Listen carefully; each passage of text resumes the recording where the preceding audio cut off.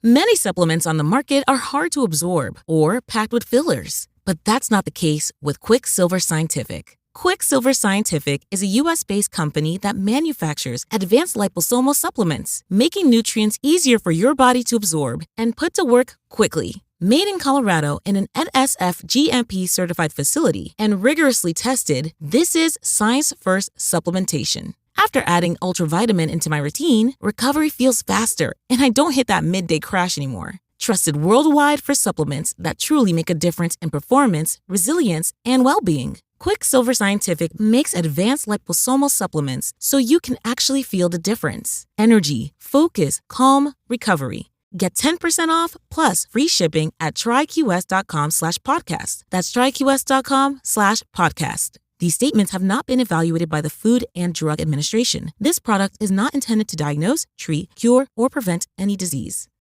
Whether I'm worried about hosting or just giving that perfect gift, creating a delicious holiday for my loved ones is super important to me. From effortless holiday hostings to unforgettable gifts, Omaha Steaks delivers the world's best steak experience. They've always been super convenient in giving me the most high-quality steaks I could ask for, whether for myself or a loved one. Omaha Steaks offers unrivaled quality and variety, and every bite is backed by their 100% guarantee. Save big on gourmet gifts and more holiday favorites with Omaha Steaks. Visit omahasteaks.com, and for an extra $35 off, use code YUM at checkout. Terms apply. See site for details. That's omahasteaks.com, promo code YUM. Go to omahasteaks.com and use code YUM at checkout for an extra $35 off. Minimum purchase may apply. See site for details. A big thanks to our advertiser, Omaha Steaks. Did you know we have completely ad-free early access to all of our episodes? Well, we do. Not only that, but we have dozens of bonus episodes waiting for you. Head on over to patreon.com/ghosttownpod, and you can check it out for 7 days absolutely free. That's patreon.com/ghosttownpod. A Christmas Miracle. I'm Jason Horton. I'm Rebecca Lieb. And this is Ghost Town.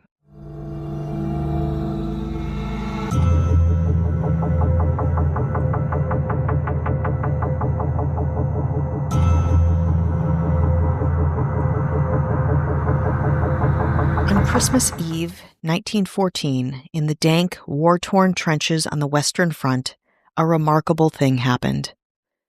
It was World War I, and the Central and Allied powers had been fighting bitterly. At the light of dawn, the fighting stopped. German soldiers emerged from their trenches, as did the Allied forces, calling out Merry Christmas in their enemies' native tongues. At first, the Allied soldiers feared it was a trick, but it was not. Replacing the bloodletting and death was singing, partying, and even football. It was a day of peace history would call the Great Christmas Truce. A little background to start. If you remember your high school history, World War I, also known as the Great War, began in 1914 after the assassination of Archduke Franz Ferdinand of Austria. The assassination set off a rapidly escalating chain of events. Austria-Hungary blamed the Serbian government for the attack and hoped to use the incident as justification to stamp out Serbian nationalism once and for all. Other countries quickly picked sides, and during the 4-Year War, Germany, Austria-Hungary, Bulgaria, and the Ottoman Empire, known as the Central Powers, fought against Great Britain, France, Russia, Italy, Romania, Canada, Japan, and the United States, known as the Allied Powers. The first 8 weeks of World War I were particularly brutal, with German troops successfully attacking and occupying Belgium with enormous siege cannons. Leaving death and destruction in their wake, the Germans advanced through Belgium towards France, killing any resistors. Meanwhile, the French and British troops used trench warfare to hold off the Central Powers. Though this is of course, gross simplification of what was happening, what you should know is that the two sides were in bitter combat, and both military and civilian casualties abounded. Just weeks into the war, tens of thousands had already died by way of new technologies like machine guns and fighter jets. As the war continued into the winter months, the brutal cold only made war and survival more difficult. But on Christmas Eve, 1914, a remarkable thing happened. As the soldiers shivered in their frigid, muddy trenches, trying to keep warm and not die, the fighting on the Western Front grew quiet. British machine gunner Bruce Bairnsfather, later a prominent cartoonist, wrote about it in his memoirs. Quote, "Here I was in this horrible clay cavity," Bairnsfather wrote, "miles and miles from home, cold, wet, and covered with mud. There didn't seem the slightest chance of leaving, except in an ambulance." At about 10 p.m., Bairnsfather noticed a noise. "I listened," he recalled. "Away across the field, along the dark shadows beyond, I could hear the murmur of voices." He turned to a fellow soldier in his trench and said, "Do you hear the Germans kicking up that racket over there?" "Yes," came the reply. "They've been at it some time." This racket is not what you might think it would be. The Germans were singing carols, as it was, of course, Christmas Eve. In the darkness, among cigarette and gunpowder smoke, some of the British soldiers tentatively began to sing back. Suddenly, Bairnsfather recalled, we had heard a confused shouting from the other side. We all stopped to listen. The shout came again. The voice was from an enemy soldier speaking in English with a strong German accent. He was saying, "Come over here." One of the British sergeants answered, "You come halfway. I come halfway." What happened next would stun the world, a moment in time that I can't imagine, especially in this day and age, would ever be replicated. We'll tell you what went down after this break. Nervously, after weeks of bloody... Many supplements on the market are hard to absorb or packed with fillers, but that's not the case with Quicksilver Scientific. Quicksilver Scientific is a U.S.-based company that manufactures advanced liposomal supplements, making nutrients easier for your body to absorb and put to work quickly. Made in Colorado in an NSF GMP-certified facility and rigorously tested, this is science-first supplementation. After adding ultravitamin into my routine, recovery feels faster, and I don't hit that midday crash anymore. Trusted worldwide for supplements that truly make a difference in performance, resilience, and well-being. Quicksilver Scientific makes advanced liposomal supplements so you can actually feel the difference. Energy, focus, calm, recovery. Get 10% off plus free shipping at tryqs.com/podcast. That's tryqs.com/podcast. These statements have not been evaluated by the Food and Drug Administration. This product is not intended to diagnose, treat, cure, or prevent any disease. Whether I'm worried about hosting or just giving that perfect gift, creating a delicious holiday for my loved ones is super important to me. From effortless holiday hostings to unforgettable gifts, Omaha Steaks delivers the world's best steak experience. They've always been super convenient in giving me the most high-quality steaks I could ask for, whether for myself or a loved one. Omaha Steaks offers unrivaled quality and variety, and every bite is backed by their 100% guarantee. Save big on gourmet gifts and more holiday favorites with Omaha Steaks. Visit omahasteaks.com, and for an extra $35 off, use code YUM at checkout. Terms apply. See site for details. That's omahasteaks.com, promo code YUM. Go to omahasteaks.com and use code YUM at checkout for an extra $35 off. Minimum purchase may apply. See site for details. A big thanks to our advertiser, Omaha Steaks. From lengthening mascara to smoky eyes, complete your fall look with Thrive Causemetics. Go to thrivecosmetics.com/cozy for an exclusive offer of 20% off your first order. That's Thrive, CAUSEMETICS.com/cozy. Brutality, the Central Powers and the Allied Powers let the silence on the battlefield sink in and slowly climbed out of their trenches. Taking cues from the hazy figures on the other side of the battlefield, both parties met in no man's land, a barbed wire-filled space that separated the armies. No man's land mostly saw gun and cannon fire, and maybe an occasional soldier to come and collect the dead. But now the two sides were shaking hands and making small talk. One soldier had wine, another tobacco, and together the Germans, French, and British had the strangest collective holiday party in history. Bairnsfather himself could not believe his eyes. Quote, "Here they were, the actual practical soldiers of the German army. There was not an atom of hate on either side." I have to emphasize that this was not confined to the battlefield. Starting on Christmas Eve, small pockets of French, German, Belgian, and British troops held impromptu ceasefires all across the Western Front, with reports of some on the Eastern Front as well, and in some cases these unofficial truces remained intact for days. Roughly 100,000 British and German troops were involved in the informal cessations of hostility on Christmas. The Germans placed candles on their trenches and on Christmas trees, then continued the celebration in no man's land. Small gifts were exchanged there, like tobacco, alcohol, and souvenirs like buttons and hats. What helped matters were, by many, a shared common language. Many German soldiers had lived in England, particularly London, and were familiar with English customs. Several British soldiers recorded instances of Germans asking about news from the football leagues, while other conversations involved the weather or loved ones.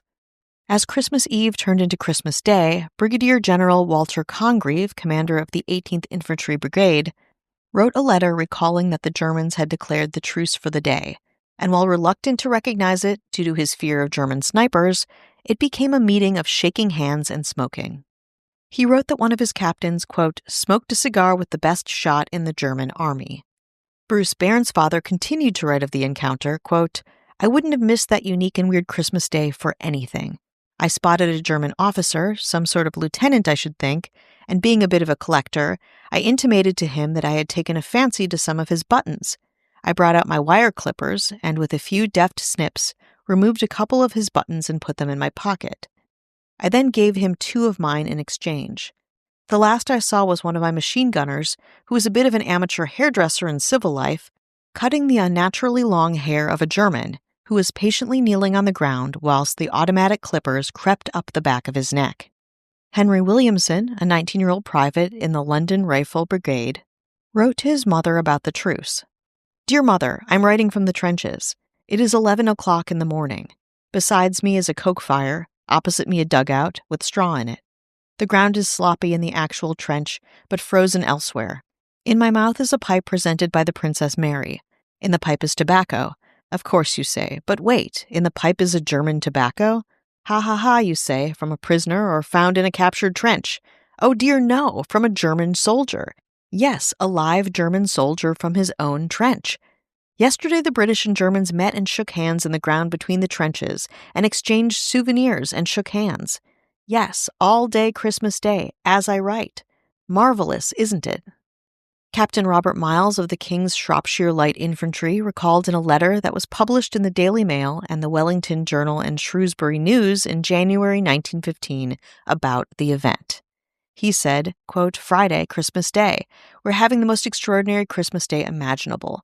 A sort of unarranged and quite unauthorized but perfectly understood and scrupulously observed truce exists between us and our friends in the front. The funny thing is it only seems to exist in this part of the battle line. On our right and left we can hear all of them firing away as cheerful as ever. Here, the agreement, all on our own, came to be made that we should not fire at each other until after midnight tonight. The men were all fraternizing in the middle. We naturally did not allow them too close to our line, and swapped cigarettes and lies in the utmost good fellowship. Not a shot was fired all night. Of course, what Miles didn't know was that this wasn't the only instance of a truce. It was happening across many fighting lines. In fact, the truce went so far, and though this is unverified, many accounts involve one or more football matches played in no man's land, often naming units or the score. Robert Graves, a British poet and writer, and an officer on the front line at the time, wrote about the encounter in a story published in 1962. In Graves' version, again, it's unverified and we can't know if these games were played for sure, the score was 3-2 to the Germans. But then, on Christmas Day, 1914, as the day waned on in the later afternoon, the fog of reality crept back in. Both sides went back to their trenches, readying themselves to continue fighting. As Alfred Anderson, the last known surviving Scottish veteran of the war, vividly recalled, the silence ended early in the afternoon and the killing started again. It was a short peace in a terrible war. The truces would not be reported in the U.S. and Great Britain for a week, eventually making their way to the masses from press in the New York Times and the Mirror. Called, quote, one of the greatest surprises of a surprising war.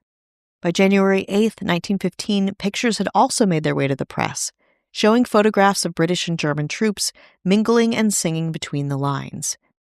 For Germans, in early January, an official statement on the truce was published, downplaying the event itself, likely not to make Germans seem soft or yielding. The statement claimed the truce was restricted to the British sector of the front and amounted to little more than exchange of songs, which quickly degenerated into shooting. The press of then neutral Italy published a few articles of the events themselves, specifically outlining the football games, songs, and merriment had by both sides. Of course, World War I would continue on until November 11, 1918, when the Allied powers and Germany agreed to a ceasefire. The Treaty of Versailles in 1919 would impose harsh terms on Germany, leading to lasting resentment and instability in Europe.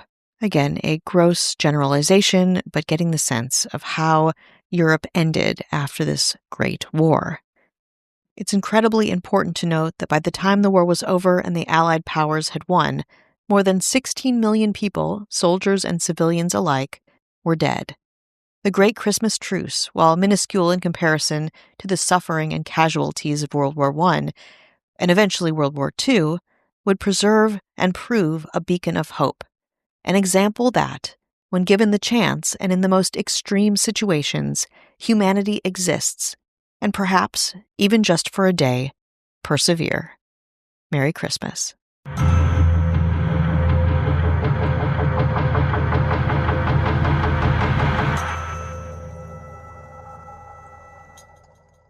This isn't just a game, it's a once-in-a-generation event.